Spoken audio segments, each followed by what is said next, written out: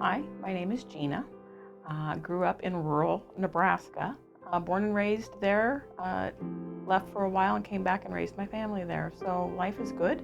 Had a couple children and did daycare in my house, so I could help care for my children.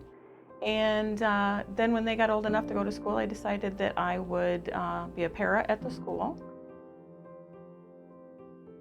Besides parenting, my first caregiving experience was for a cerebral palsy girl that was 100% care, but I was her one-on-one para, and it was a job. It started out as, okay, in a small rural area, I'll take that on, but it became more than that because they became family. And then, as I stated before, my life is good and I have healthy children, and all of a sudden my husband finds out he has cancer. And so he passed away, fought cancer for 2 years, and passed away from that battle, but became 100% caregiver for him too.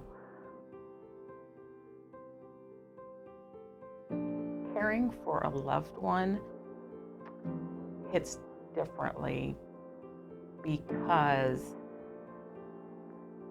you don't have a choice to. It's what you have to do. Or it's what I had to do. I didn't have a choice. I had a choice whether I wanted to get a job, and I had a choice if I wanted to get my ENT license. When my husband got sick, I didn't have a choice. The rural part of this has its blessings and its curses.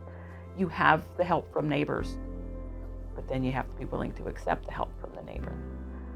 You have the support of church organizations and local clubs that are there, but you have to accept the help. Everybody knows your story in a small town, so they're always willing to help. And then it's harder to accept help. So moving forward, through that struggle was logistics. The nearest hospital or cancer center was 45 minutes away. You always have to make sure you have a quarter tank of gas to get somewhere, because at 2 o'clock in the morning, if there's an emergency and you're on E, you're not stopped. There's no gas stations between here and the next town. We had a cancer policy, and they would pay for mileage to assist in those travels for anything over 45 miles. And we were at 43 miles. And so we couldn't get that assistance granted through an insurance policy.